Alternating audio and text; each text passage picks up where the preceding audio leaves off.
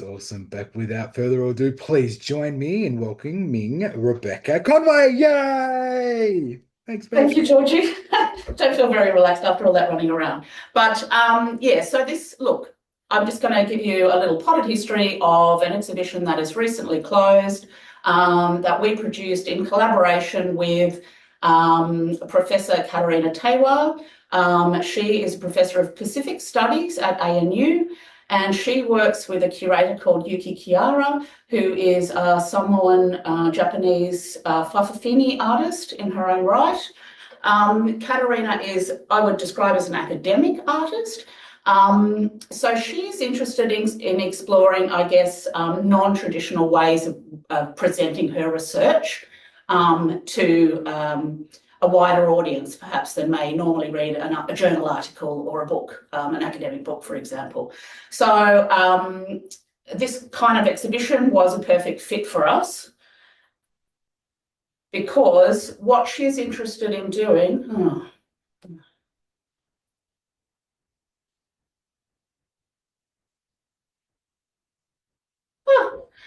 her exhibition, Project Banaba, is a long-running kind of academic artistic endeavour. It's a reiterative exhibition, so it responds to the site in which it's shown at each occasion. Sorry, my PowerPoint is now moving ahead. This is the past iteration before she came to the Chau Chak Wing Museum was at the Bishop Museum in Hawaii. Basically, what she's been doing, she has Barnaban ancestry, and she's been researching the impact of phosphate mining on the island of Banaba for probably the last 10, 15 years. So we have a gallery, a special gallery dedicated to interactions between artists and the collections that we hold. And so surprisingly, we did have here a very small collection from Barnaban, also known as Ocean Island in the colonial period. These items consisted of dance costumes, and Katerina has had an academic interest in dance as a form of cultural kind of maintenance or recording of histories and cultural narratives. So she struck upon an iteration of Project Banaba, which explored the role of dance in maintaining cultural identity, but also within her Barnaban community, an aspect of political protest. So for those who don't know, sorry about this jumping backwards and forwards with the PowerPoint. For those who don't know, Barnaban is a very tiny island in the Central Pacific. It's about 6 kilometres square. It was mined during the 1900s for a very powerful form of phosphate that was used for agricultural fertiliser and was spread across the lands of Australia, New Zealand and Britain. And they basically gutted this island. They mined about 22,000 tonnes of phosphate from the island, and the end result of this was that the community, in fact, was forcibly relocated to an island that was purchased for them in Fiji post-World War II. So Katerina has looked at costumes in our collection, which actually originate from an interaction between a woman called Beth Dean, who is an Australian-American ballet dancer. She's there on the left of the screen modelling a Maori dance outfit. But she was actually a trained classical ballerina that became interested in ethnic forms of dance, which was the kind of, the mode of expressing this interest in the 70s. And she was involved she first met the Barnabans when she was involved in establishing the South Pacific Festival of Arts, or was involved in the programming of that. So she met Barnabans, who had by this time relocated to Rambi Island in Fiji.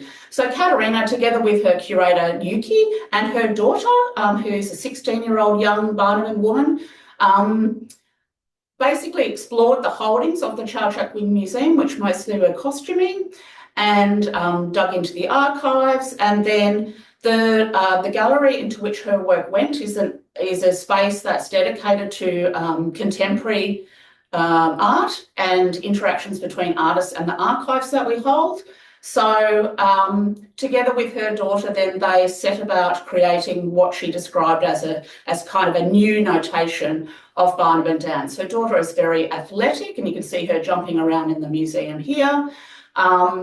So basically she wanted to kind of question or talk about the intergenerational identity of young Pacific Islanders who may have never been to the home countries of their ancestry. This is her daughter, Teaiwa, who sort of became the muse of the exhibition. And one of the things that they did together was to create contemporary dance costumes. What would dance costumes look like now for young Barnabans? And in the case of her 16-year-old daughter, they take the form of hoodies and T-shirts and things like that. So she responded also to Beth Dean's notation of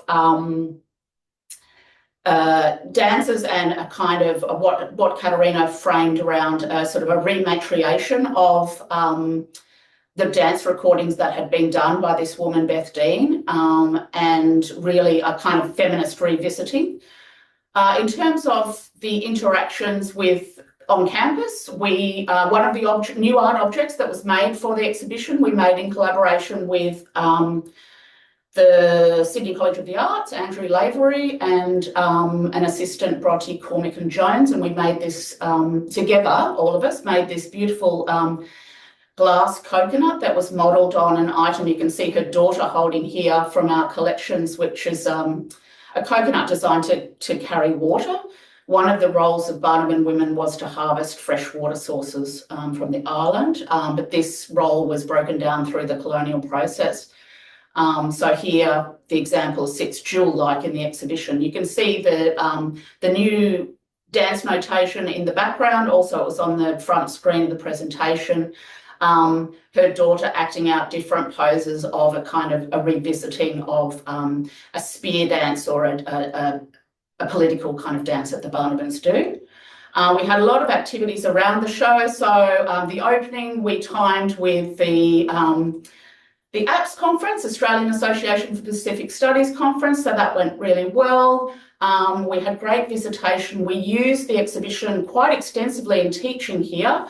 It packed a real punch for a very small show. So we had something like 15 classes from a range of disciplines. You can see there, law, business, arts and social sciences, of course, but lots of other kind of areas, including corporate engagement, the exhibition was used for. We also had a suite of public programs that went alongside the exhibition. So this is a way of extending the audience of the show. We had dance workshops. We had talks about deep sea mining. We celebrated may not be the right word, the 80th anniversary of the forced removal of Barnabans to Ramsay Island. So we did a lot of outreach, particularly for the Pacific community. This takes the form of social media and Facebook. And then I put the little gold star next to this image above.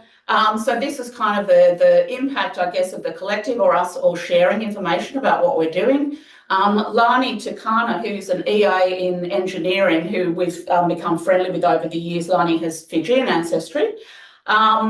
She just happened to run into some people on campus who were here with the South Pacific Commission.